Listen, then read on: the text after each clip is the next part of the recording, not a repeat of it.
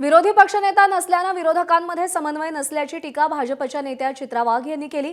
आंदोलनाचं नेतृत्व कुणी करायचं यावरून तीनही पक्षात वाद सुरू असल्याची टीका वाघ यांनी केली आहे। त्यामुळे समन्वयाचा अभाव असल्यानं आंदोलन होत नसल्याचा आरोप चित्रा वाघ यांनी केला आहे। चित्रजींच्या नेतृत्वामध्ये उत्तम असं काम त्या ठिकाणी होतंय आणि त्याचीच ग्वाही बहुतेक विरोधकांकडून पण असावी, कारण मुद्दाच नाहीये।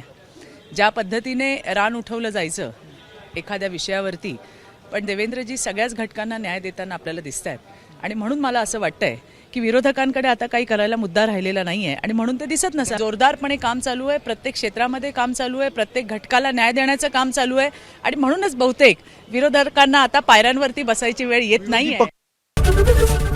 एबीपी माझा, उघडा डोळे बघा नीट।